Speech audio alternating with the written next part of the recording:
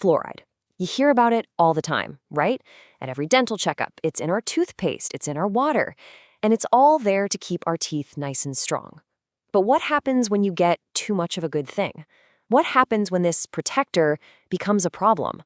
That's exactly what we're going to get into today. So you gotta wonder, right? With something we use every single day, can it actually be dangerous? And the answer, maybe surprisingly, is yes, it absolutely can be.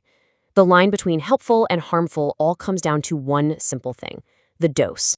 So that's our mission for today. We're going to cut through all the noise and just give you the straight facts, pulled from the Clinical Management of Fluoride Toxicity report. We're going to look at the real risks, the warning signs, and the most important steps to take in an emergency. No hype, just the science. All right, first things first, let's get into the numbers. Because when it comes to fluoride, the dose isn't just important, it is everything. It's what separates a healthy smile from a real health crisis. So let's start with the big one, the probable lethal dose. This is the amount that could actually be fatal.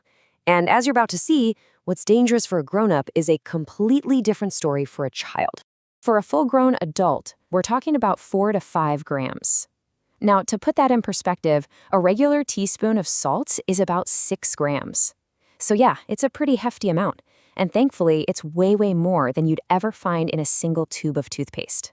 But for a child, oh man, the math changes completely. The lethal dose is just 15 milligrams for every single kilogram of their body weight. And this is so critical. For a small kid, this means a tiny amount can be incredibly harmful.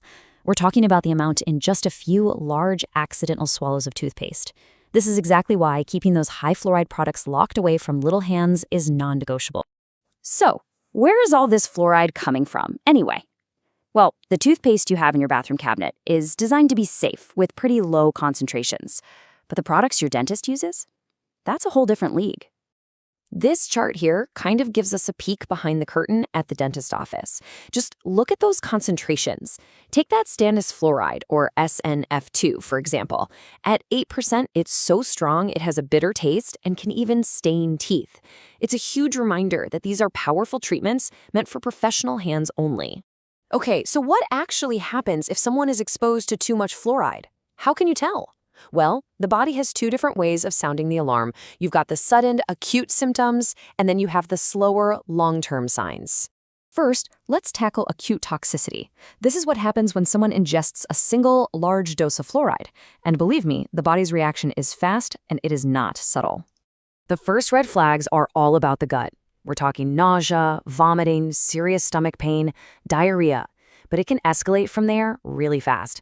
In the most severe cases, it can lead to cardiac failure and respiratory paralysis. I mean, we are talking about a full-blown medical emergency. But see, fluoride poisoning isn't always this sudden, dramatic event. It can also be a slow burn, something that happens from getting too much fluoride over a long period of time, especially when a child's teeth are still developing. The condition is called fluorosis. You might have actually seen it, those little white spots or faint streaks on someone's teeth? That's it. Now, while it's mostly a cosmetic issue, it's a dead giveaway of long-term fluoride overexposure during childhood. Okay, listen up, because this next part is probably the most critical thing you'll take away from this. We know how serious acute toxicity is, so what do you actually do if you suspect someone, especially a little kid, has ingested a dangerous amount of fluoride? Here is your immediate first response plan. But before we get to the steps, let's talk about the why behind one of the most important treatments. The whole goal is to stop the body from absorbing all that fluoride. And this is where it gets kind of cool. Calcium is like fluoride's kryptonite. Things like milk, the calcium in them, literally grabs onto the fluoride, forming a new molecule that the body just can't absorb. It's basic chemistry, and it can be a lifesaver. So here it is, your 3-step emergency plan. Step 1, get the poison out. If you can, induce vomiting. Now, the old school advice was syrup of ipecac, but it's not widely recommended anymore, so follow the guidance of emergency services. Step 2, neutralize the threat. Give them milk or another calcium-rich product to bind with the fluoride. And step 3, and this is absolutely non-negotiable, call for emergency medical help immediately. So when you think about it, fluoride is really a double-edged sword, isn't it? On one hand, it's a dental superhero that has saved millions of teeth. But on the other, it's a potent chemical that demands our respect. The key, as we've seen, is the dose. Knowing the risks and the right response is how we can continue to benefit from this powerful tool safely. The power is in our hands to find that balance.